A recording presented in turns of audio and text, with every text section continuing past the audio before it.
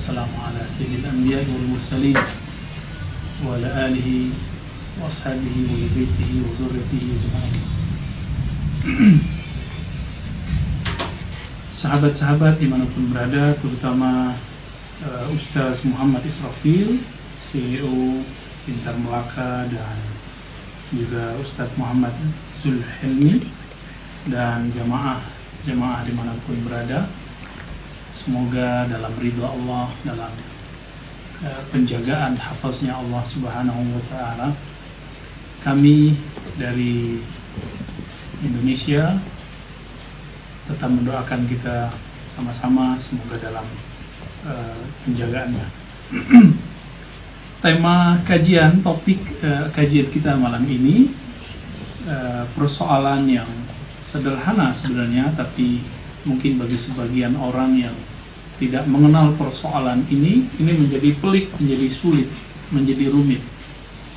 Di hadapan saya ada kitab Al-Ibana karya Al-Imam Abul Hasan Asy'ari yang ditahqiq oleh Dr. Fauqiyah. Kemudian ada kitab Al-Luma, dan yang paling penting ini kitab Tabyin Kazbil Muftari. Tabyin Kazbil Muftari fima nusiba ila Imam Abul Hasan Asy'ari. Ya. Maka kajian kita akan membicarakan tema-tema yang berkaitan dengan isi kitab ini, hakikat akidah Ahlus Sunnah yang diriwayatkan oleh Imam Abul Hasan Asy'ari dan Abu Mansur Al-Maturidi. Ada beberapa soalan yang menjadi masalah di masyarakat awam, terutama yang dari kecil punya basic Ahlus Sunnah, tapi kemudian mulai diracuni oleh pemikiran-pemikiran yang tidak bertanggung jawab, tidak bersumber dengan keilmuan yang sahih, tapi berdasarkan waham dan zan, ya. Iyattabi'una illa zan. Mereka tidaklah mengikuti kecuali hanya persangkaan-persangkaan belaka. Sahabat-sahabat jemaat yang dimuliakan Allah, soalan pertama yang penting kita kemukakan adalah, apakah benar Al-Imam Abul Hasan Asy'ari mengalami 3 fase pandangan keagamaan seperti yang dituduhkan oleh kelompok Wahabiyah, atau di Indonesia kita biasa menyebut Salafiyah, di Malaysia kita biasa menyebutnya Wahabiyah, ya. Tidak usah malu menyebut, kenapa? Karena mereka juga tidak malu dan tidak sungkan menyebut kita. Mereka hari ini dengan terang-terangan, dengan terbuka mengatakan akidah Asy'ariyah dhalah, akidah Asy'ariyah sesat. Lalu kita apakah akan diam? Tentu kita tidak boleh diam. Maka saya sangat appreciate kepada dua ustaz dan jemaah dimanapun, terutama yang di Malaysia, ada kesadaran, ada semangat untuk mengkaji kembali persoalan-persoalan yang penting ini. Lalu, benarkah Imam Asy'ari 3 daurah, ya, salas daur fi hayatihi ad-diniyah, dalam kehidupan keagamaannya? Nanti kita coba lihat apa yang dikatakan oleh imam-imam ini. Setelah saya lihat, ya, di kitab Tabyin Kazbil Muftari ini terkhususkan untuk Imam Asy'ari dan pengikut Imam Asy'ari dengan sanad yang bersambung, lalu dikumpulkan oleh Imam Al-Hafiz Hujjatul Huffaz Mu'arrikhus Syam Abul Qasim Ali bin Al-Hasan Hibbatullah Ibn Asakir Ad-Dimashqi. Beliau ini wafat tahun 571 Hijriah. Kitab ini menyebutkan siapa guru Imam Asy'ari. Siapa dari guru Imam Asy'ari, nanti kita tahu siapakah yang benar, Asy'ari 3 periode, 3 masa atau tidak, ya. Dari kitab ini kita lihat ternyata tidak ada ungkapan bahwa Imam Asy'ari 3 masa seperti yang difahami oleh kelompok Wahabiyah. Dalam artian yang pertama, Imam Asy'ari mengikuti akidah Mu'tazilah. Ini tuduhannya. Yang kedua, Imam Asy'ari mengikuti akidah Kullabiyah. Kullabiyah yaitu Imam Ibn Kullab, termasuk kelompok Sifatiyah di dalam kitab Al-Milal wan Nihal. Kelompok Sifatiyah berarti kelompok yang meyakini sifat tapi mentakwil. Kalau yang pertama tadi Mu'tazilah meyakini sifat, lalu sifat itu dinafikan dan dita'tilkan, lalu berbeda dengan takwil ya. Jadi sifat itu diyakini tapi sifat yang transenden ya, yang tidak boleh terbayangkan oleh pikiran. Mu'tazilah mentaktil, mengosongkan sifat Allah. Kelompok Kullabiyah mentakwil sifat Allah. Lalu yang ketiga, ini kata mereka bahwa Asy'ari berubah menjadi mengikuti ajaran Salafi, yaitu menolak takwil dan kemudian menjadi aqrabu ila aqidati as-salafiyah al-mu'asarah ya, dekat dengan akidah salafiyah yang diyakini salafiyah hari ini. Ketika kita rujuk, dari manakah asumsi, anggapan, kata-kata seperti ini? Setelah kita merujuk, kami menemukan bahwa ternyata di dalam kitab Al-Bidayah wan Nihayah Imam Al-Hafiz Ibnu Katsir rahmatullah alaih, beliau seorang Syafi'i, beliau juga berakidah Asy'ari sebenarnya. Ini terlihat dari dialog beliau dengan murid dan anaknya Ibnu Qayyim, Syekh Ibrahim Al-Jauziyah ya. Mereka ini bertengkar, lalu Ibnu Katsir mengatakan tubghidni min ajli anni Asy'ari, kamu memurkaiku karena aku seorang yang berakidah Asy'ari, begitu kata Ibnu Katsir. Lalu apa kata Ibrahim bin Al-Jauziyah ya? Kata beliau, "Ma yusaddiquka bi annaka Asy'ari wa syaikhuka Ibnu Taimiyah." Siapa yang percaya kalau kamu masih Asy'ari sedangkan gurumu adalah Ibnu Taimiyah? Nah, Ibnu Katsir meskipun beliau hidup di bi'ah komunitas Asy'ariyah, tapi beliau juga mengambil pemikiran pemahaman dari Syekh Ibnu Taimiyah yang wafat 708 Hijriah.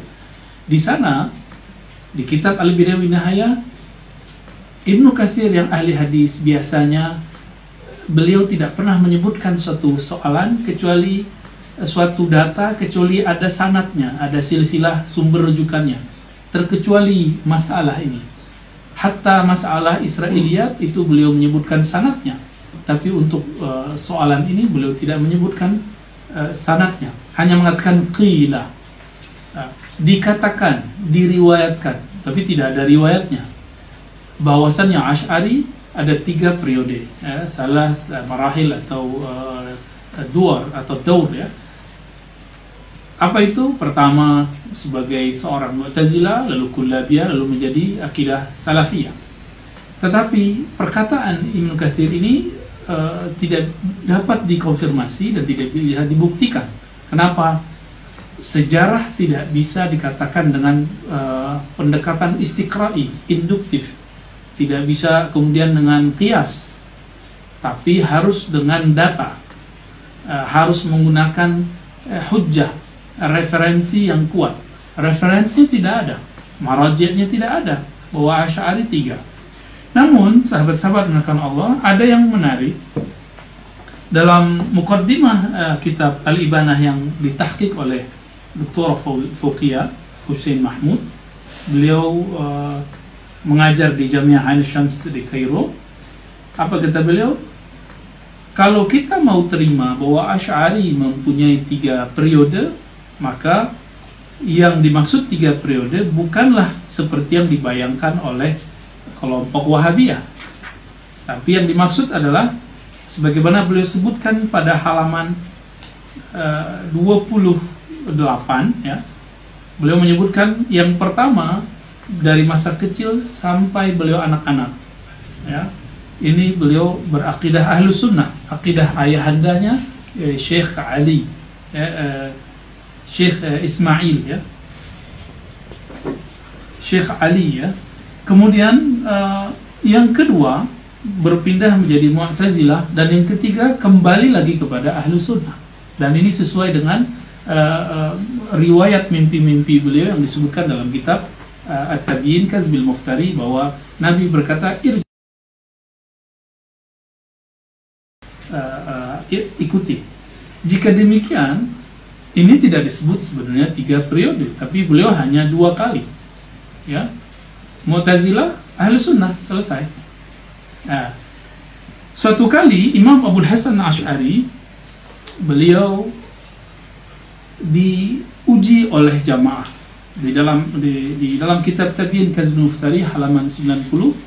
Ada orang bertanya, "Arafna tabahhuraka fi ilmil kalam." Kami sangat mengerti Anda ini sangat alim, sangat menguasai ilmu kalam. Tapi kami ingin menguji Anda, ingin tahu apakah Anda ini, Abul Hasan Asy'ari, juga mengerti ilmu fikih. Di saat itu, sahabat-sahabat yang berkata Allah, ahli fikih harus ahli hadis. Dia harus mengerti, wajib mengerti sanad.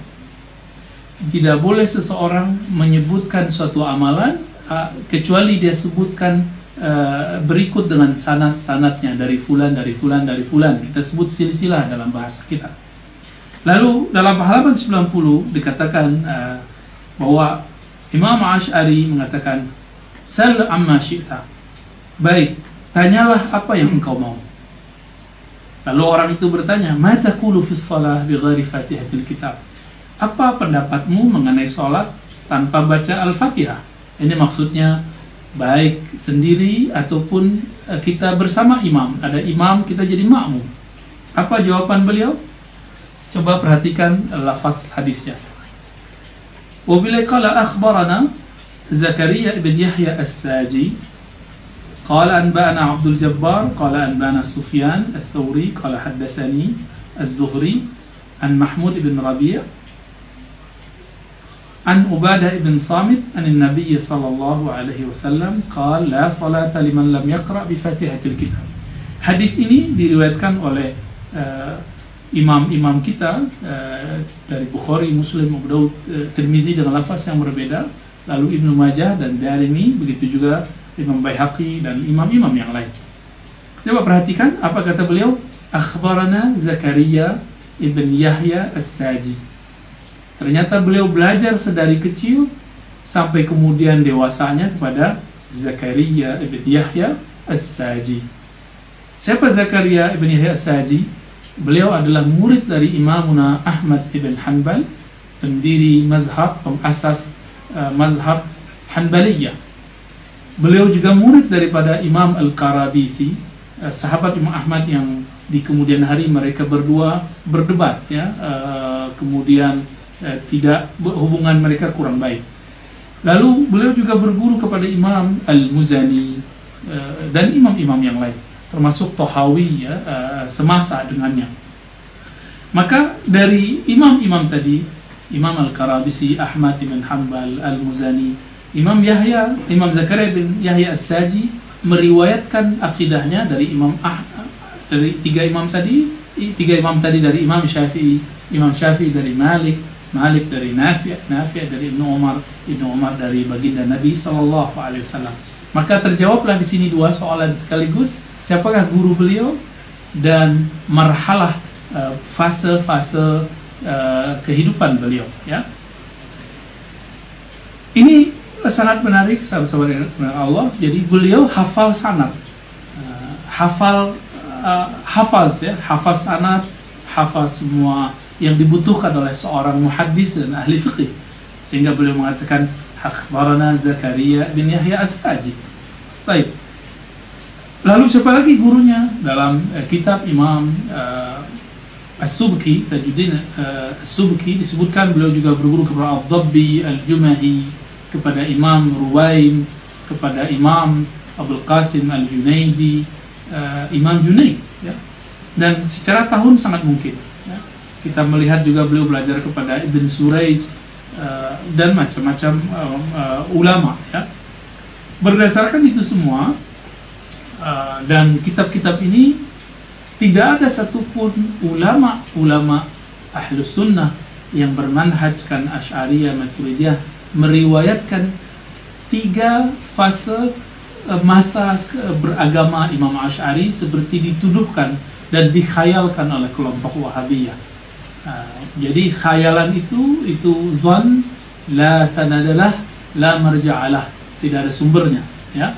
Itu persoalan yang pertama yang sekaligus menjawab soalan yang siapakah guru Imam Asy'ari, ya. Imam Zakaria As-Saji juga meriwayatkan hadis, beliau juga meriwayatkan tentang ilmu yang disebut ilmu rijal, ya, ilmu mengenai kualitas rawi-rawi hadis. Tapi ini tidak banyak kita bahas. Lalu siapakah lagi gurunya? Karena beliau pernah mempunyai ayah tiri, kan ibundanya menikah setelah ayahnya wafat, ibundanya menikah dengan Abu Ali Al-Jubai. Maka beliau mengambil manhaj Mu'tazilah dari ayah tirinya bernama Abu Ali Al-Jubai. Nah, jadi beliau berguru juga ke Abu Al-Jubai itu pada fase beliau seorang Mu'tazilah. Nah, sedikit kita mundur, Imam Asy'ari diperdebatkan kapan lahirnya. Apakah beliau lahir di tahun 240, 250 atau 260? Ini perdebatan. Namun saya mentarjihkan, menguatkan beliau lahir di antara tahun 50 sampai 60. Kita ambil tengahnya 255. Berarti sangat mungkin beliau belajar kepada As-Saji, karena As-Saji wafat di akhir-akhir abad ke-3 Hijriah. Sangat mungkin beliau belajar kepada Imam Junaid, Imam Ruwaim. Begitu juga mengambil manhajnya Mu'tazilah, lalu kemudian beliau menyadari ada keanehan, keganjilan, mukhalafah, ya, kesalahan-kesalahan yang kemudian beliau membuat kritik sendiri, dan kritik-kritiknya banyak disebutkan dalam kitab Tabyin Kazmil Muftari.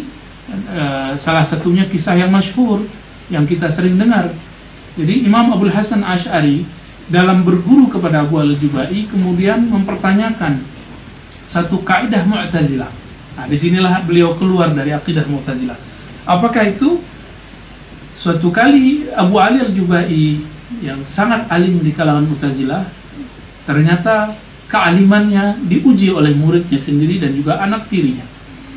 Beliau mengatakan Allah hanya menginginkan kebaikan bagi hambanya. La yuridu illa salah wal khair. Hanya kebaikan. Apa kemudian pertanyaan Abul Hasan Asy'ari? Wahai ayahanda, wahai guruku Abu Ali Al-Jubai, jika memang Allah pengen kebaikan, bagaimana dengan jika ada tiga persoalan masalah yang terjadi pada seseorang, pada tiga orang. Yang pertama, seorang yang boleh kita sebut dengan anak kecil, ya. Anak kecil mati, kemudian dia dimasukkan ke dalam surga, tapi surganya rendah, ya.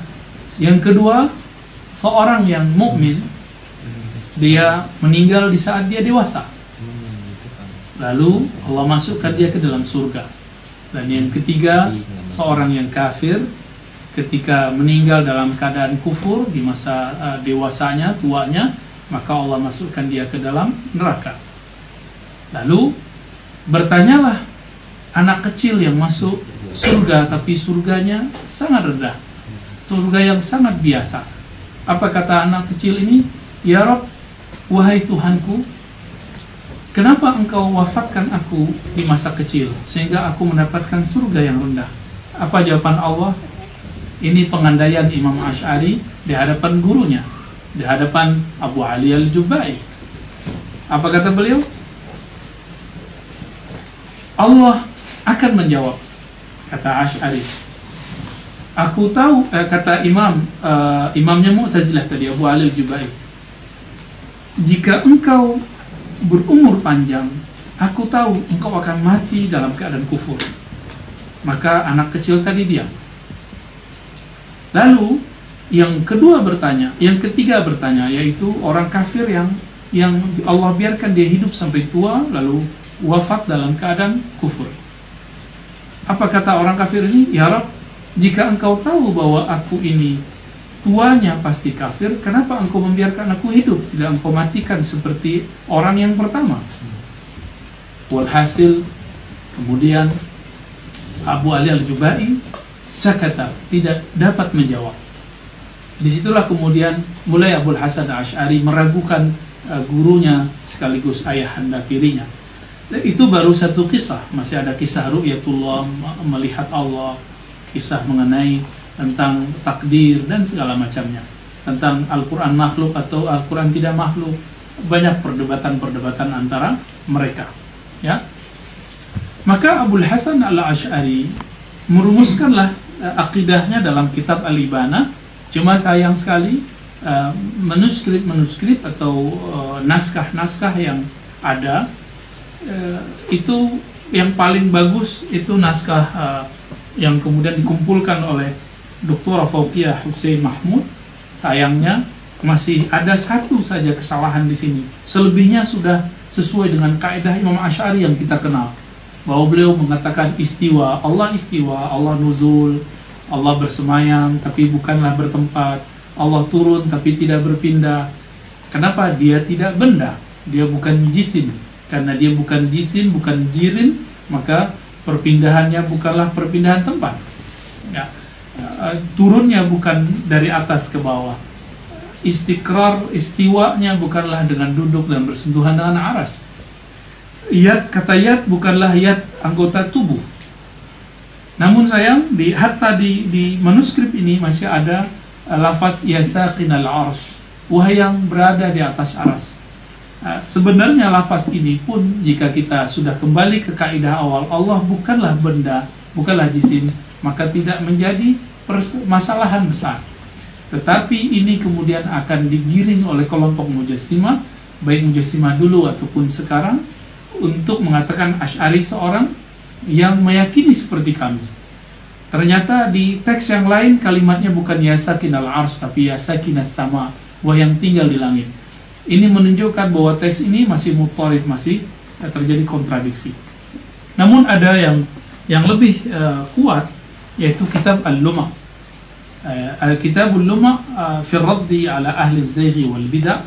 Ini juga ditulis oleh beliau, dan di sini beliau membolehkan takwil, sedangkan di kitab Al-Ibanah beliau memilih tafwid, menyerahkan makna hanya kepada Allah Subhanahu wa taala. Lalu sahabat-sahabat yang dimuliakan Allah, dari mana munculnya istilah sifat 20? Pengistilahan sifat 20 adalah kesimpulan dari ulama-ulama mutaakhirin terhadap jumlah-jumlah sifat yang sudah dirumuskan oleh Imam Abul Hasan Asy'ari dan juga Al-Maturidi. Dulu tidak disebut angkanya 20 atau 13 sampai sifat ma'ani atau dilengkapi dengan sifat ma'anawiyah lalu menjadi 20. Dulu mereka hanya menyebutkan, ya, Allah bersifat ma'ani dengan sebutan Allah punya ilmu, hayat, ya, qudrah, irada, ya, kalam, sampai akhirnya. Tapi tidak dihitung. Baru pada zaman Imam As-Sanusi semua itu dihitung lalu dijadikan sebutan akidah sifat 20. Jadi pengistilahan ini lebih populer, lebih masyhur setelah zaman Imam As-Sanusi yang kemudian menulis satu kitab berjudul Aqidah As-Sanusiyah atau Ummul Barahid. Ummul Barahid ini merupakan ringkasan dari Aqidah Sanusiyah Al-Wusta ringkasan dari Al-Kubra. Silakan lihat kajian tahqiq daripada Syekh Dr. Said Foda dari negeri Syam. Beliau dengan sangat bagus, dengan sangat jayyid mentahqiq kitab-kitab tersebut, ya. Dan ini saran beliau, semacam nasihat beliau ketika kita ingin mempelajari kitab-kitab matan, kitab-kitab teks. Jangan langsung masuk ke syarah. Mulailah daripada teks itu sendiri, ketika tuntas maka baru kemudian kita masuk ke dalam syarah. Atau ketika kita muskil, ada suatu persoalan muskil dari teks, baru kita masuk ke dalam syarah atau hasyiah. Sehingga kitab-kitab itu segera khatam dan segera faham dengan cara yang syamil, yang komprehensif. Lalu sahabat-sahabat makan Allah, ada pertanyaan juga mengenai tadi, ya, kitab Al-Ibanah, ya. Apakah kita menggunakan kitab Al-Ibanah? Ya, kita menggunakan kitab Al-Ibanah karena beliau di sana jauh dari kalam tajsim, menjisimkan Allah, kecuali satu lafaz yang tadi, ya sakinal arsy atau ya sakinas sama. Selebihnya jika kita buat persentase 99,9%, ya, 99% itu tidak ada masalah. ya. Namun manhajnya apa? Manhaj tafwid, menyerahkan makna kepada Allah tanpa tasbih, tanpa takyif, ya, tidak menyerupakan, tidak mengtakyifkan. Nah, inilah yang kemudian disenangi oleh Ibnu Taimiyah, disenangi oleh Ibnu Qayyim, maka dinukil kembali dalam kitab Darut Ta'arud yang dikarang oleh Ibnu Taimiyah. Setelah itu, apakah yang menjadi perbedaan antara Abul Hasan Asy'ari dan Imam Abu Mansur Al-Maturidi? Sahabat-sahabat yang mampu baca kitab, silakan baca kitab ini, ya. Masail Ikhtilaf Bainal Asy'ari wal Maturidiyah, karya ulama di masa Turki Utsmani, namanya Ibnu Kamal Bashar. Di sini beliau menyebutkan perbedaan istilah yang digunakan oleh Al-Imam Asy'ari dan Maturidi sebanyak 12 persoalan, ya. Nah, di luar itu tidak banyak persoalan yang penting, ya, perbedaan antara mereka sudah dianggap tidak ada. Ini hanya ikhtilaf lafzi. Salah satunya perbedaan mengenai istilah takwin. Sahabat-sahabat makan Allah, Imam Asy'ari menganggap takwin itu sifat fi'liyah. Sifat fi'il, perbuatan, berkaitan langsung dengan alam. Alam itu hadis baru dan berubah-ubah, maka takwin itu disebut sifat hudus, sifat baru. Sedangkan bagi Imam Maturidi, takwin itu seperti kudrah iradah, bahkan bagian dari kalam Allah qadim. Ini perbedaan lafzi saja di antara mereka, dan tidak membuat mereka ini berbeda satu sama lain. Jika kita boleh membagi bahwa jika di fikih ada usul furu', maka dalam akidah juga ada usul, ada furu', ada pokok, ada cabang, ada canggahannya. Ada mungkin kalau bahasa Melayu cawangan, ya. Jadi ada ada usul, ada furu'. Usulnya tidak ada perbedaan, bahwa mereka sepakat laisa kamitsli syai', ya, tidak mentajisimkan, tidak menyerupakan Allah, tidak mentakyifkan Allah. Kemudian mereka berbeda dalam mustalahat. Wajar. Kenapa?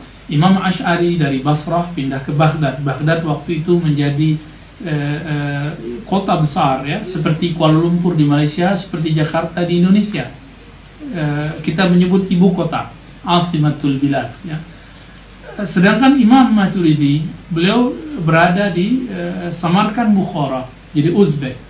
Walaupun di sana ada semacam distrik atau provinsi, namun tidak seramai Baghdad, maka perdebatannya berbeda. Lalu beberapa orang menganggap Al-Maturidi lebih dekat ke Mu'tazilah.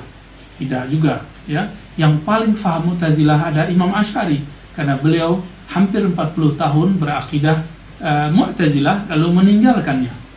Karena beliau sangat memahaminya dengan baik, jawaban-jawaban hujjah-hujjah yang dikemukakan oleh Imam Asy'ari ketika ingin mendebat dan mengalahkan kelompok Mu'tazilah ini lebih relevan, lebih kuat, lebih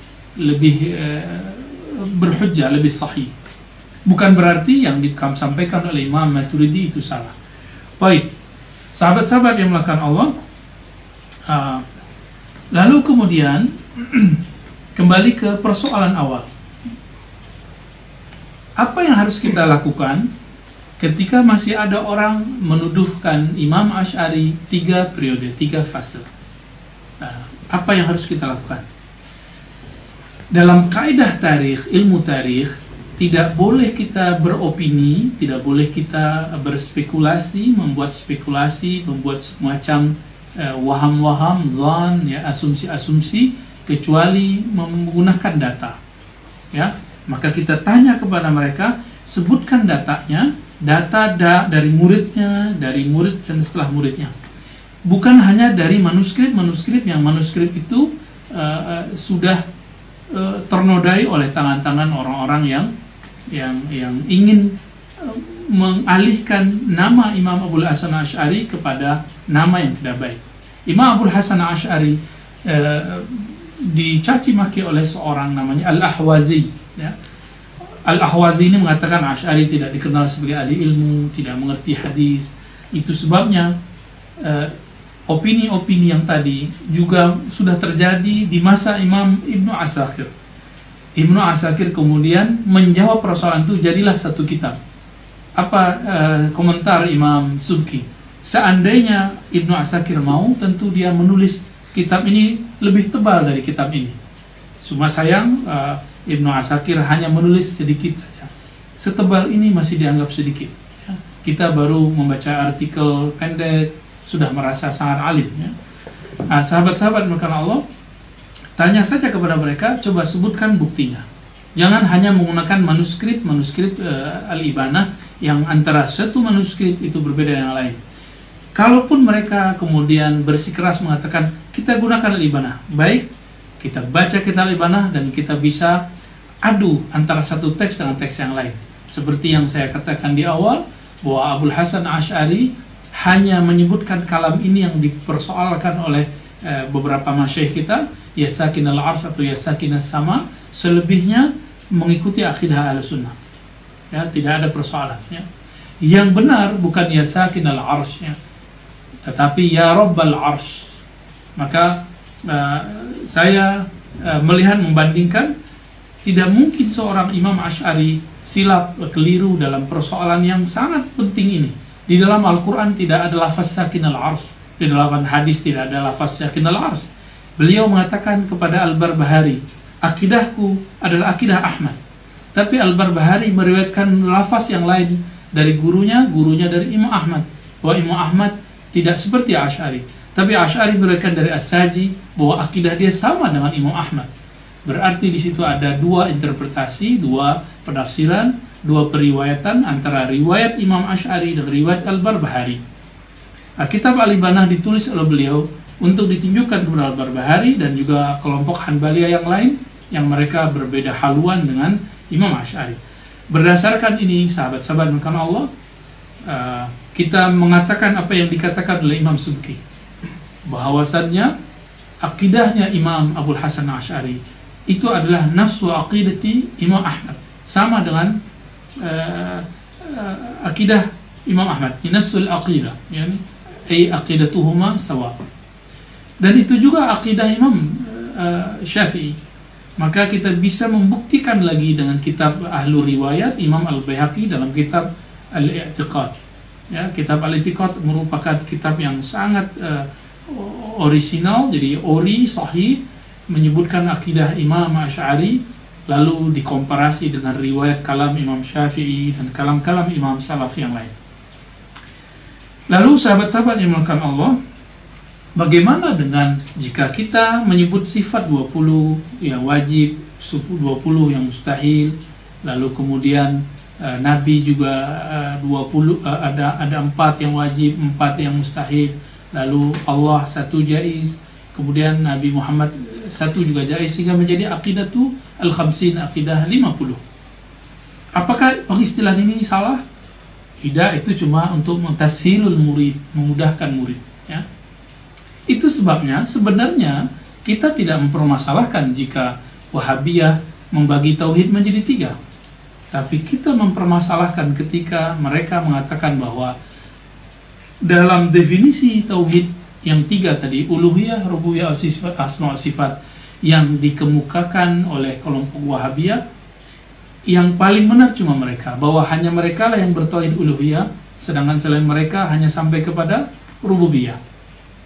Yang lain seperti kelompok musyrik, falasifah, sufi, ahlu kalam, itu tidak sampai kepada akidah tauhid uluhiyah, hanya sampai kepada tauhid rububiyah. Ini tentu berlebihan. Ini akan mengeluarkan banyak orang Islam, banyak umat Islam, banyak para imam ahli hadis dari akidah Ahlussunnah. Ya. Namun jika kita konsisten dengan kaidah mereka, lau kana khairan lasabaquna, jika ini baik itu mereka sudah ada yang dahulu. Coba datangkan satu bukti saja. Adakah di antara hadis Nabi, di antara tabi'in, di antara sahabat tabi'in, kemudian tabi'ut tabi'in, ulama salafus saleh yang pernah membagi tauhid menjadi 3? Jika ada, silakan datangkan. Jika tidak, maka fal yanzur ar-rajul fi nafsihi. Maka lihatlah, sebenarnya yang bermasalah itu kita akidah Ahlussunnah Asy'ariyah atau mereka akidah Salafiyah Wahabiyah. Baik sahabat-sahabat melakukan Allah, terakhir saya mau menyampaikan bahwa apa yang akan membuat kita tambah yakin bahwa akidah Ahlussunnah yang diriwayatkan Imam Asy'ari inilah yang dianut oleh ulama-ulama Ahlussunnah, ahli hadis, ahli fiqih, mutaakhirin yang sangat masyhur. Bukankah sahabat-sahabat jemaah mengenal sosok syakhsiyah yang bernama Al-Hafiz Al-Faqih An-Nawawi, Imam Nawawi yang berasal dari Damaskus. Beliau penulis kitab Arba'in, pengarang kitab Riyadhus Shalihin. Kitab ini juga digunakan oleh kelompok Wahabiyah Salafiyah, meskipun mereka memberikan syarahan, penjelasan, uraian yang berbeda dengan maksud Imam Nawawi. Sebagai contoh, Imam Nawawi menyampaikan suatu hadis, "Man ahdatsa fi amrina hadza ma laysa minhu fawarat." Imam Nawawi membagi bid'ah menjadi dua secara nilai, buruk dan baik, secara hukum menjadi 5, mulai dari hukum wajib sampai kepada hukum mubah. Tetapi mereka tidak mau, mereka bersikeras mengatakan kullu bid'atin dhalalah, semua bid'ah sesat. Ya. Lalu kita lihat apakah akidah Nawawi, akidah Imamuna An-Nawawi adalah akidah Asy'ari. Dan dengan tidak sopannya seorang imam mereka mu'asirin bernama Syekh Albani bi'ilmi al-aqidah, tidak mendalami ilmu aqidah, sehingga beliau keliru. Siapakah yang tidak mendalami, Albanikah atau Nawawi? Imam Nawawi mempunyai guru sangat banyak sekali, ratusan guru, baik dari fan ilmu aqidah ataupun ilmu hadis, bahkan ilmu fiqih, sehingga beliau bergelar dengan lakop-lakop yang luar biasa, Al-Hafiz, Al-Faqih, ya, bahkan mujtahid. Lalu teman-teman sahabat yang makan Allah, bukankah kita mengenal imam yang bernama Ibnu Hajar Al-Asqalani yang paling dahsyat mensyarah kitab Sahih Al-Bukhari? Beliau berakidah Asy'ariyah. Namun mereka tidak terima, lalu mereka, bahkan Syekh bin Baz dan murid-muridnya menulis buku kecil mengenai penyimpangan Ibnu Hajar Al-Asqalani dari akidah Salafiyah. Tapi sebenarnya itu bukan penyimpangan, itulah apa adanya. Imam Asy'ari menjadi idolanya, menjadi ikutannya Imam Ibnu Hajar Al-Asqalani. Dan yang paling luar biasa, sahabat-sahabat karena Allah, ini jarang dibahas orang, tapi saya sudah pernah bahas di lain waktu. Apa itu? Periwayat Sahih Bukhari bernama Imam Abu Dzar Al-Harawi. Imam Abu Dzar Al-Harawi sahabat daripada Imam Ad-Darqutni. Mereka ini berguru kepada imam yang kita kenal sekarang dengan Al-Baqillani di Baghdad. Abu Dzar Al-Harawi ketika di perjalanannya pergi haji, safarnya manasikul hajj dari Hira, kemudian berangkat sampai di Baghdad. Sampai di Baghdad ketemu sahabatnya Darqutni mengajak, ayo kita ke Imam Sunnah. Bertemulah Imam Baqillani. Lalu Darqutni tidak menjelaskan dengan detail, dengan terperinci siapa sebenarnya Imam Baqillani ini.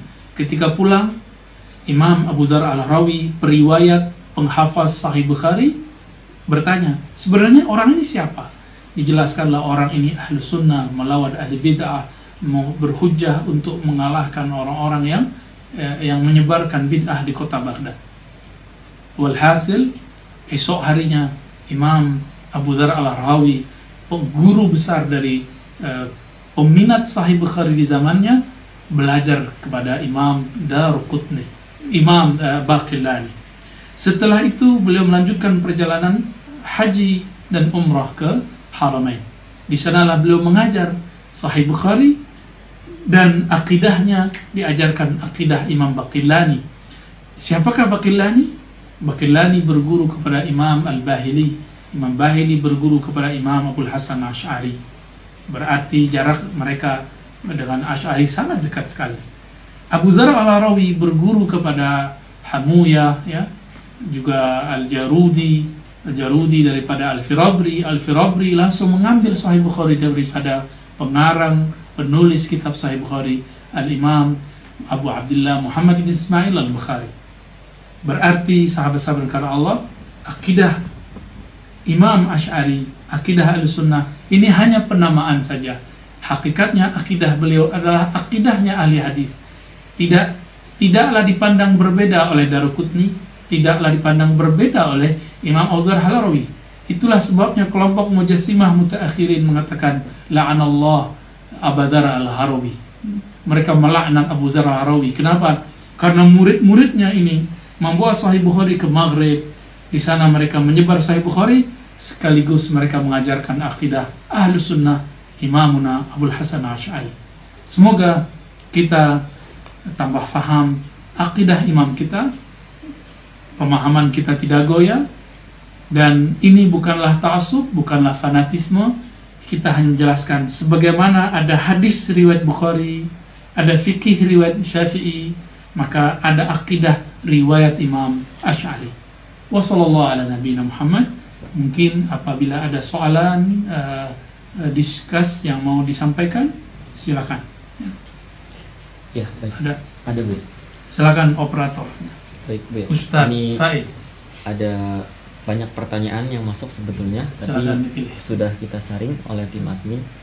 Ada pertanyaan dari pihak Malaysia. Yang pertama, banyak dari kalangan Salafi mengatakan Asy'ariyah itu menganggap Allah ada di mana-mana. Nah, bagaimana pandangan beliau terkait hal ini? Ma hadza illa buhtanun azim. Ini tidaklah kecuali kebohongan yang nyata, wa jahlun murakkabun, ya. Kejahilan tapi sangat terstruktur, ya. Itu sebabnya mereka tidak pernah faham akidah Asy'ariyah. Coba buka semua kitab Imam Asy'ari. Coba buka kitab semua akidah Asy'ariyah, baik jalur ahli hadis Imam Baihaqi, ada begitu juga jalur ahli kalam Imam Fakhruddin Ar-Razi, ada kitab Ta'sisut Taqdis, ada kitab tafsir Mafatihul Ghaib, ada karya Subki, ada karya yang sangat banyak sekali, Ibnul Ala Al-Bukhari dan lain-lainnya, sampai Imam Sanusi, sampai Imam Nahrawi, Imam Bajuri, bahkan Sadatuna Al-Azahira Al-Yawm, ya. Tidak ada satupun yang mereka meyakini Allah di mana-mana. Ini tanda bahwa mereka ingin ingin mengkritisi akidah Asy'ariyah, tapi mereka tidak memahami permasalahan sebenarnya, tidak memahami inti persoalan. Maka perlukah kita menanggapi itu? Kita tidak perlu menanggapi, kita perlu meluruskan. Yang meyakini akidah bahwa Allah fi kulli makan, Allah di semua tempat, itu adalah akidah Jahm bin Safwan. Jahm bin Safwan ini sudah dirad oleh ulama-ulama Ahlussunnah, termasuk Imam Asy'ari itu merad beliau, dan juga Imam Baqillani dan semua kelompok Asy'ariyah menolak akidah bahwa Allah ada di mana-mana. Bahkan kitab yang tipis yang disyarah oleh Imam Nawawi Al-Bantani, salah satu mufti Syafi'i di Makkah, beliau gurunya orang-orang Melayu dulu di abad ke-19 dan 20 di tanah Haramain. Beliau berguru ke Imam Nahrawi, Jazuli, terus tidak ada satupun di situ dalam kitab kecilnya Fathul Majid bahwa Allah ada di mana-mana. Jangan-jangan mereka tidak faham akidah Asy'ari, mereka tidak faham akidah Jahmiyah, lalu mereka menyamakan antara Asy'ariyah dan Jahmiyah. Ya, wallah ya ta'ala yani bari'un min dzalik. Allah Maha suci dari itu. Ya, lanjut. Baik, beliau pertanyaan berikutnya masih dari orang yang sama, yaitu perbedaan takwil istiwa Asy'ariyah mutaakhirin dengan Mu'tazilah mutaakhirin. Karena kalangan Salafi selalu membawa perkataan Imam Abu Hasan Asy'ari tentang yang mentakwil istaula adalah Mu'tazilah. Oke. Ya, di kitab Al-Ibana beliau betul berkata menolak lafaz istawa ditakwil menjadi istaula. Di kitab ini ditulis memang seperti itu. Namun beliau menolak kelompok Salafiyah bahwa istawa itu berarti istiqrar, menempat, yang mumasah, yang bersentuhan, dan ulu, jihatul ulu, makan, tempat. Beliau juga menolak itu. Maka beliau mengatakan bila kaif, tidak ada kaif, ya. Lalu apa perbedaan takwil Mu'tazilah dengan takwil Asy'ariyah? Bahkan Imam Asy'ari memberikan dua manhaj, dua tariqah. Karena dalam mimpi beliau bertemu Nabi mengatakan unsur al-mazahib al-marwiyah anni. Bantulah mazhab, bukan satu mazhab, yang diriwayatkan dariku. Berarti Rasulullah sendiri pun dalam mubasyarat yang diterima oleh Imam Abu Hasan Asy'ari menyebutkan tidak hanya satu mazhab dari baginda Nabi sallallahu alaihi wasallam. Kelompok Mu'tazilah baik dahulu ataupun sekarang wa mutakhirin itu sama. Mereka mentakwil tapi maksud mereka adalah menta'til. Takwil mereka artinya menta'til. Takwil artinya memindahkan lafaz dari yang zahir kepada makna yang lain, tetapi mereka kemudian menghapus maknanya, mengkosongkan. Ini yang disebut ta'til. Apa arti ta'til? Menafikan, menolak sifat. Contohnya, Mu'tazilah mengatakan Allah tidak bersifat istiwa, padahal istiwa itu sabit fil Quran. Jadi takwilnya Mu'tazilah itu artinya menolak sifat-sifat tersebut. Adapun takwil di kalangan ulama ahlu sunnah Asy'ariyah yang juga diberikan oleh Imam Asy'ari itu bermakna dua. Pertama, takwil yang qarib. Ini penjelasan guru saya Maulana Syekh Hasan Hitu hafizahullah, masih hidup. Takwil yang pertama takwilun qarib, takwil yang dekat. Apa takwil yang dekat? Kalau lafaz yadun, yad secara hakiki itu anggota tangan, anggota tubuh bernama tangan ini. Lalu kita mengatakan yaduhu la kayadina atau yaduhu bila kaif. Yadnya bukan seperti yad kita dan yadnya tanpa kaif. Bukanlah, dan di sini dikatakan yadnya bukan jarihah. Dalam kitab Ibanah beliau mengatakan yadnya bukan anggota tubuh. Ini merupakan takwil, tapi disebut takwil yang qarib, takwil yang dekat, dengan menafikan tasbih, artinya memindahkan makna yad yang dipahami orang Arab, berarti anggota tubuh manusia, tangan, lalu ke makna yang bukan tangan manusia. Ini merupakan takwil yang qarib. Lalu ada takwil yang ba'id. Nah, takwil yang qarib ini disebut kemudian tafwid, menyerahkan maknanya kepada Allah. Lalu yang kedua, takwilun ba'id, takwil yang lumayan jauh, yang agak jauh, tapi masih dalam kaidah ahli bahasa dan diterima oleh ahlu akidah. Apakah itu? Memindahkan maknanya dari makna hakiki ke makna majazi, lalu menerima lafaz istaula. Nah, teman-teman, walaupun Asy'ariyah belakangan mutaakhirin mengatakan istawa benar istaula, tapi berbeda dengan istaula versi Mu'tazilah. Mu'tazilah mengatakan istawa artinya istaula, menguasai, dengan menolak kata istiwa. Paham? Sedangkan Asy'ariyah mutaakhirin menyebutkan makna istawa, istaula. Istawa artinya menguasai, istaula, istilah, dengan artian menguasai tanpa menafikan, menegasikan, menolak sifat istiwa. Ini dua perbedaan. Paham ya, insyaallah ya. Jadi ini perbedaan signifikan antara Mu'tazilah dan Asy'ariyah. Semoga tidak sakit kepala ya. Ya, masih lanjut. Ya, lanjut. Tafadhal. Ini ada pertanyaan yang sepertinya penanya ingin sangat memperjelas kedudukannya. Jadi ada satu penanya dari Facebook, apakah selain ahlu sunnah dalam tanda kurung Asy'ari Maturidi berarti kulluhum finnar seperti hadis 73 golongan? Bagaimana menjelaskan kepada aliran Islam selain ahlu sunnah dalam hal ini Asy'ari Maturidi tentang makna hadis tersebut? Kita tidak boleh memastikan diri kita paling benar. Kita boleh mengatakan kami benar, tapi tidak boleh mengatakan kita paling benar. Ini perbedaan antara Ahlus Sunnah Asy'ariyah dengan orang yang mengaku Ahlus Sunnah tapi mereka menyesatkan kelompok Asy'ariyah. dan mereka merasa paling benar, ya. Kita mengatakan apa? Akidah yang kami riwayatkan melalui jalur Imam Asy'ari dari As-Saji dari tiga gurunya tadi, Muzani, Ahmad bin Hanbal, Karabisi dan lainnya. Mereka dari Syafi'i terus bersambung muttasil kepada baginda Nabi. Insya Allah ini berusaha mencapai kebenaran yang telah diriwayatkan oleh para imam. Maka kita berdoa semoga Allah meridhoi akidah kita. Apakah ini menunjukkan kita tidak yakin? Kita sangat yakin.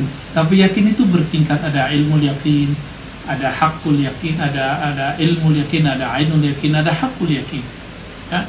Hakul yakin menurut saya itu hanya diperoleh oleh para wali-wali Allah, para ahli ma'rifatullah, ya, ahli rohani.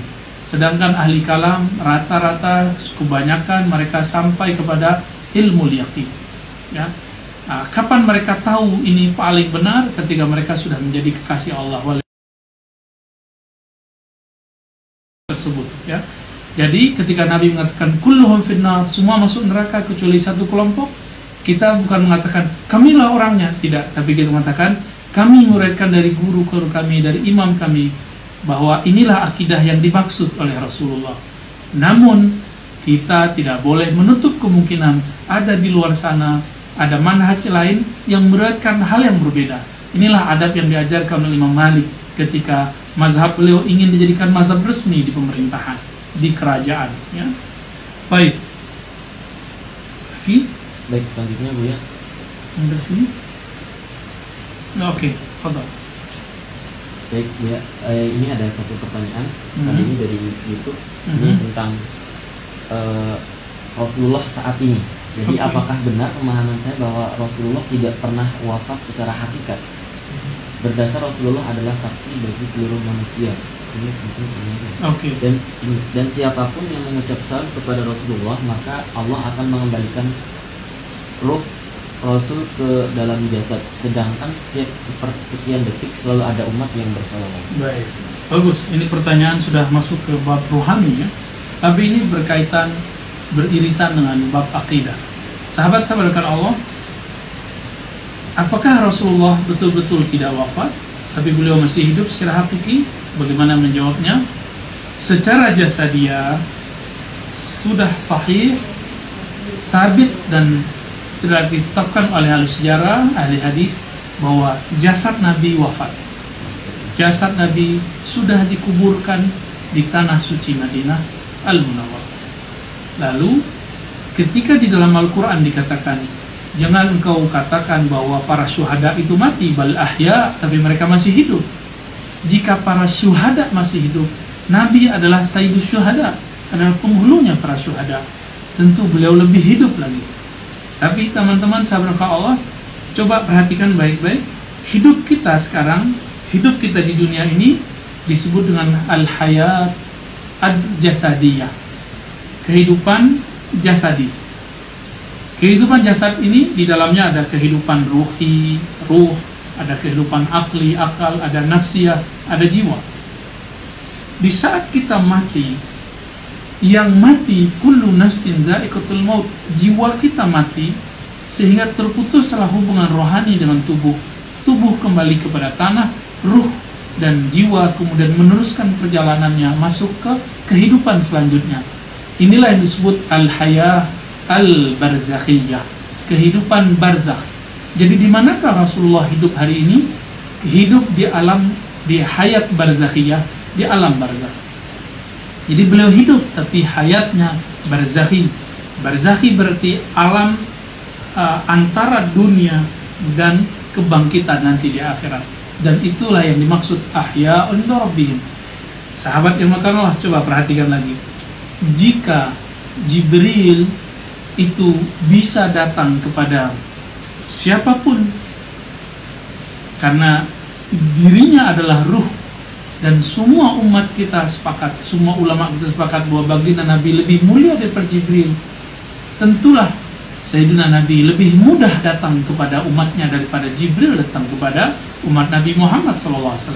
Inilah makna hadis, man sallama alayya, ya, siapa yang mengucapkan salam kepadaku, raddallahu ilayya ruhi, Allah kembalikan kepadaku rohku, fa arudda alaihi salam, maka aku menjawab nanti salamnya. Kehidupan apa itu? Kehidupan barzakhiyah, kehidupan yang di alam barzakh. Dan kehidupan di alam barzakh, Nabi tidak lagi terbebani oleh urusan fisik, urusan jasad, urusan jasmani. Kehidupan beliau murni ruhani. Oleh karena itu beliau tidak terbebani tidak oleh apapun.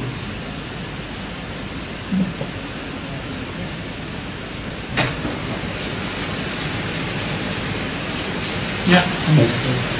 Baik ya, pertanyaan berikutnya. Baik, pertanyaan berikutnya dari Al-Basir Rauhani. Kalangan Salafi banyak yang mengatakan Asy'ariyah benci ajaran salaf. Salah satunya ketika Al-Mizzi mulai membacakan kitab Khalqu Af'alil Ibad karya Imam Al-Bukhari. Lalu di dalam kitab tersebut terdapat pasal tentang bantahan terhadap Jahmiyah. Kemudian berita itu sampai kepada Qadhi Syafi'i ketika itu, maka ia memerintahkan untuk menjebloskan Al-Mizzi ke dalam penjara. Bagaimana menurut pandangan dia? Ya, Imam Al-Mizzi sebenarnya beliau versi Asy'ari yang tafwid, Asy'ari yang tidak mentakwil. Imam Al-Mizzi juga berfikih Syafi'i, namun beliau tidak tertarik kepada takwil. Bahwa beliau ini mujassimah atau salafiyah, tidak. Jika ada yang mengatakan bahwa Asy'ari benci kepada Salafi, tidak. Hayhat, nahnu la nubghid ayya insan. Coba tanya kepada orang-orang yang berkira Asy'ariyah, yang Asy'ariyahnya sahih. Mereka tidak ada yang benci kepada Salafi. Saya, wallahi, saya tidak benci kepada Salafi. Saya tidak benci kepada Mu'tazilah. Saya tidak benci kepada Syiah. Kita berbeda. Kalau berbeda, maka kita saling mengkritik, saling berbeda. Apa yang salah dengan hal itu? Mungkin mereka yang salah paham ketika kita mengkritik disebut benci. Sejak kapan semua kritik harus disebut sebuah kebencian? Ya. Apakah kisah Imam Al-Mizzi ini kemudian menjadi legitimasi bahwa kitab Khalqu Af'alil Ibad ini sama dengan akidah Hanabilah? Tidak. Kita boleh buka, saya punya kitabnya. Di saat kita berziarah ke kita mendapatkan tahqiq-tahqiq yang lain. Khalqu Af'alil Ibad itu berbeda riwayatnya dengan beberapa riwayat Hanabilah dari Imam Ahmad. Ya. Imam Ahmad menolak, mengatakan kalam Allah makhluk, atau kata beliau, kalau orang mengatakan kalam Allah tidak makhluk, ini muhdats, bid'ah, karena Nabi tidak pernah kufur, karena itu bertentangan dengan kalam Rasulullah. Pengarang kitab Khalqu Af'alil Ibad, di dalam kitab itu beliau mengatakan talaffuzuna bil Quran makhluk, pelafazan kita, pembacaan kita, tilawah kita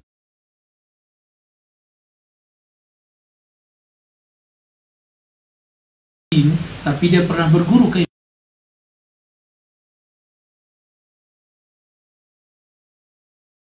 sebenarnya kitab Khalqu Af'alil Ibad itu aqrabu ila al-Asy'ari daripada Salafi.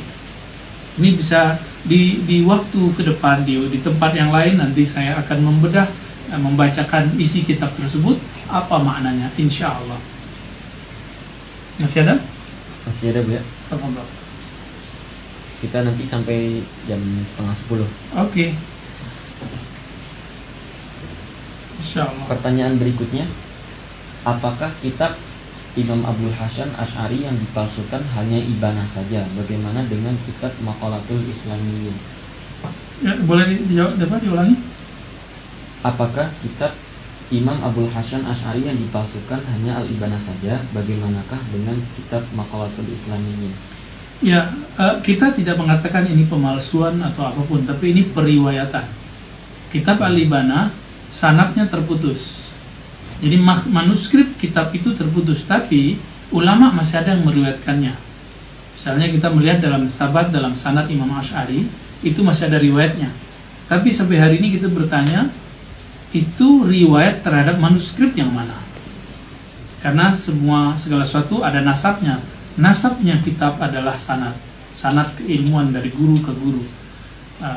Jadi kita hanya mengatakan bahwa suatu permasalahan yang pelik dari al-ibanah itu hanya kalimat ya sakinal arsy. Yang lain tidak ada persoalan. Dan ini besar kemungkinan kesalahan orang yang menulis atau orang yang mengimlakannya. Karena berdasarkan ayat Quran yang ada adalah wa rabbul arsyil azim, rabbul arsyil azim. Tidak ada lafaz sakinul arsyil azim. Jadi oleh karena itu jika ini diperbaiki, maka al-ibanah menjadi aman, tidak ada permasalahan berarti. Jadi kitab al-ibanah tetap sahih riwayatnya dari Imam Asy'ari, namun periwayatan naskahnya yang harus dikritisi, ya. Ya, dia ada lagi mengenai isbat kalamullah bisaut wal harf. Apakah dalam hal ini Imam Abu Hasan al-Asy'ari berbeda dengan Imam Ahmad dalam masalah ini? Mohon penjelasannya. Ya, Imam Ahmad ada trauma. Mungkin sahabat-sahabat tahu apa yang disebut trauma. Beliau itu mulai dari zaman Ma'mun, akhir hayat Ma'mun, karena Ma'mun dipengaruhi oleh Bishr al-Murisi, seorang Mu'tazilah yang mentaktil sifat Allah dan meyakini bahwa kalam Allah itu makhluk. Maka Al-Ma'mun mengatakan siapa saja, mana saja ada ulama yang mengatakan kalam Allah bukan makhluk, masukkan ke dalam penjara, diasingkan, ditaghrib.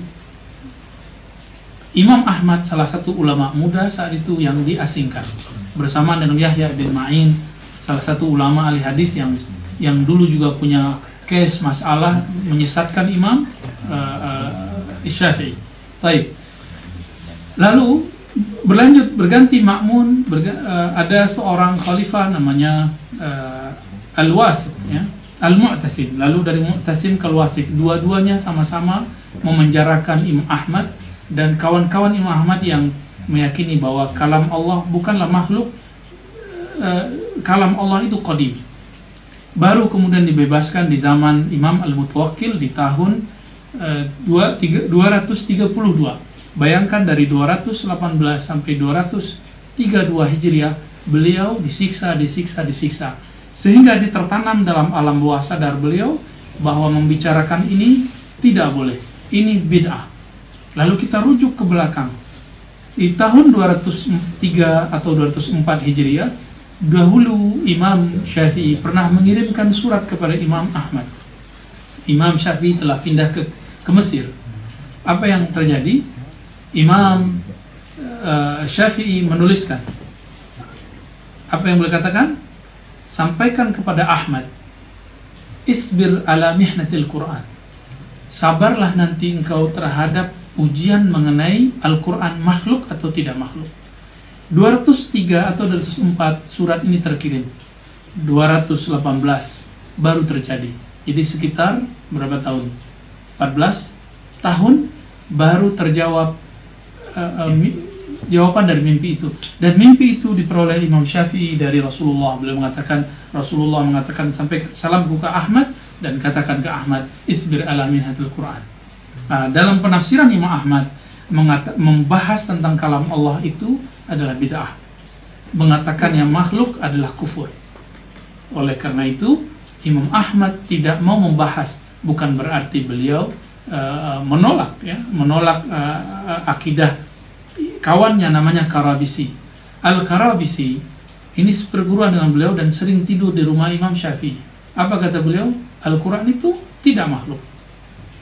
Imam Ahmad mengatakan itu bid'ah. Lalu ada orang hasad, orang yang iri dengki ingin mengadu domba antara dua imam ini, akhirnya mereka bertengkar. Padahal mereka akidahnya sama, hanya berbeda ibarah. Ya. Imam Asy'ari meriwayatkan akidah ini dari As-Saji dan cenderung kepada Al-Qarabisi. Sedangkan Al-Barbahari meriwayatkan daripada Imam Marwazi daripada Ahmad bin Hanbal, yaitu sikap tidak membahas sama sekali. Jadi tidak ada pertentangan yang signifikan, yang asil dalam ikhtilaf antara apakah kalam Allah tidak berhuruf atau tidak bersuara. Ini bertentangan dengan akidah Imam Ahmad. Ya, izin bertanya Bu ya, kenapa di kalangan Salafi memahami bila kaif dengan makna tanpa bertanya bagaimana? Apakah benar salaf memahami bila kaif seperti itu atau bagaimana? Bila kaif artinya bukan tidak bertanya. Bila kaif, apa arti kaif? Kaif, kalau antum belajar bahasa Arab, ana sa'altuka kaif haluk, berarti kaif itu pertanyaan mengenai hal, hay'ah. Kaif menunjukkan pertanyaan mengenai keadaan, kondisi, cara. Yang dimaksud oleh Imam Malik ketika beliau mengatakan al-istiwa ma'lum, istiwa itu sudah diketahui dalam bahasa Arab. Kemudian wal kaif anhu marfu, sedangkan kaif tata cara, keadaan itu semuanya sifat kebendaan, dan Allah marfu anhu, maha suci dari semua asumsi-asumsi itu. Itu maksud Imam Malik dalam riwayat Imam Baihaqi dan riwayatnya sahih. Wasu'al anhu bid'ah, ya, pertanyaan mengenai itu bid'ah. Wal imanu bihi wajib, iman mengenainya wajib. Terjawab. Jadi kaif bukan larangan bertanya. Kalau itu larangan bertanya, kenapa kaif tidak boleh, lalu aina boleh? Aina di mana boleh? Ini kontradiksi, ya, ikhtilaf. Baik. Ada lagi nih dia. Oi. Bolehkah kita menggunakan dua akidah tersebut, baik ahlul sunnah maupun salafi? Kayaknya berbarengan nih maksudnya dia. Wow. Satu paket. Satu paket. Paket spesial. Kalau akidah Asy'ari sebenarnya tidak mempermasalahkan orang meyakini akidah apapun, karena la ikraha fid din. Tapi masalahnya bagaimana antum akan menggabungkan dua akidah yang Salafi punya definisi bahwa akidah mereka bertentangan hitam putih dengan akidah Asy'ari. Bagaimana mungkin menjalankan ini sekaligus? Itu sebabnya saya pernah berjidal panjang dengan sahabat saya dan juga senior saya dulu. Mereka mengatakan kami mengajarkan 3 tauhid uluhiyah, rububiyah, asma wa sifat, tapi pemaknannya Asy'ariyah. Saya bertanya kembali, kenapa Anda tidak jujur mengajarkan sifat 20? Lalu menyisipkan akidah sifat 20 dalam akidah Ibnu Taimiyah yang 3 yang dia sebenarnya membatalkan akidah Asy'ari. Ini disebut dengan talbis. Jujur saja, jika kita memang sudah mengetahui mana yang aqrab ila shawab, aqrab ila al-haq, yang lebih dekat kepada kebenaran, kenapa kita takut dicaci dan ditinggalkan orang? La nakhafu lawmata laim. Tidak usah takut ditinggal orang. Satu kebenaran pasti ada yang mengikuti, sebagaimana kesesatan pasti ada yang mengikuti. Jadi cukup ikuti satu saja, ya, dan hargai yang lain. Wallahu a'lam. Ini ada lagi Bu ya. Bagaimana pandangan Buya dalam akidah Salafi tentang makan adami yang menyatakan Allah di luar alam? Makan adami. Makan adami. Ya. Makan tempat. Ya, ini pelan-pelan ya. Ini pertanyaannya sudah kayak orang yang ketemu 12 kali pertemuan ya. Mau dijawab? Dia penasaran. Keras. Mau dijawab? Oke. Apabila sudah faham bahwa Allah Ta'ala bukan benda, berarti Allah terbebas daripada sifat Benar. makan, sifat-sifat benda, yaitu tempat. Makan artinya tempat, adami, tempat tapi tempat ketiadaan. Sekarang saya tanya, bukankah dua istilah ini tanakut, kontradiktif? Makan, tempat, tapi tempatnya tidak ada. Cuma ada di pikiran dia. Kalau ada di pikiran dia berarti ada. Ya, ini sama dengan, jadi Salafiyah Wahabiyah mengikuti imamnya Ibnu Taimiyah yang dulu mengharamkan falsafah dan menyesatkan Mu'tazilah, tapi memakan kesesatan Mu'tazilah. Apa itu? Mu'tazilah mengatakan al-adamu syai'. Al-adam syai'. Ma mana al-adam? Ketiadaan itu sesuatu. Ketiadaan itu sesuatu. Tiada itu sesuatu. La yaquluha illa majnun. Yang berbicara begini hanya orang yang majnun, ya, yang gila. Kenapa? Tiada kok disebut sesuatu. Sesuatu itu lawan dari adam, berarti wujud. Bagaimana seseorang bisa memikirkan sesuatu yang tiada atau membayangkan al-makan adami? Ini kan akidahnya Ibnu Abil Izz yang diulang oleh pengikut-pengikutnya hari ini. Ketika Imam At-Tahawi membersihkan akidah Tahawiyah, akidah ahli hadis dari keyakinan bahwa Allah bertempat, ta'ala Allah anil wudud wal ghayat, ya. Lalu di ujung ada wal jihatus sit, Allah maha suci, terbebas daripada hudud, had, batas, ghayat, ujung, arkan, ya, jawarih, dan juga 6 arah. 6 arah yang berarti 6 tempat. Tempat di depan, di belakang, kanan, kiri, atas, dan bawah. Lalu apa kata Ibn Abil Izz? Dia mencoba mentalbis, memalsukan makna Tahawi, lalu mengatakan yang dimaksud adalah al-makan adami, al-makan i'tibari. Ada beberapa istilah-istilah yang dia sebutkan. Itu semua istilah ahlul kalam yang dia haramkan, tapi dia memakainya dan menelannya sebanyak itu, ya. Wallahu a'lam bishawab. Ya, ada lagi nih Bu ya, dari saudara Firman Hamdani. Assalamualaikum Afwan, kita dari Indonesia. Kita mau tanya, kitab apa saja yang menjadi sandaran Abuya dalam kajian malam ini, Afwan? Baik, pertama Al-Ibanah yang ditahqiq oleh Fauqiyah, Doktora Fauqiyah, dan kita sudah menyebutkan di situ di mana khalalnya, di mana kelemahannya cuma satu saja ketika dia mengatakan ya sakin al-arsh. Selebihnya 99,9% itu bisa dipakai. Kemudian Al-Luma, di situ beliau menerima ta'wil, ya. Kemudian Tabyin Kazbil Muftari karya Imam Ibn Asakir, dan kalau persoalan takwid tadi ada di Ibnu Kamal Basha yang menjadi mufti di zaman Utsmani. Lalu ada kitab yang tangan saya nggak nyampe megangnya, Khalqu Af'alil Ibad karya Imam Al-Bukhari. Lalu ada juga kitab Tajuddin Subki Tabaqat Syafi'iyah, dan kitab-kitab yang lainnya. Lanjut. Khalas wala masih ada? Gimana Faiz? Di YouTube ada sih beberapa. Coba dipilih mana yang relevan. Sautuka masmu' fi? La, sautuka yadkhul? Apa? Insyaallah ya. Ini dia mungkin menarik ini. Dari salah satu pengunjung di YouTube. Jadi kalau ditanya Allah itu ada di mana?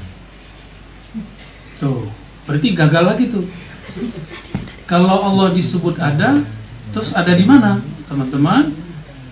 Pertanyaan Allah di mana itu pertanyaan yang terjebak kepada kegagalan memahami makna jisim.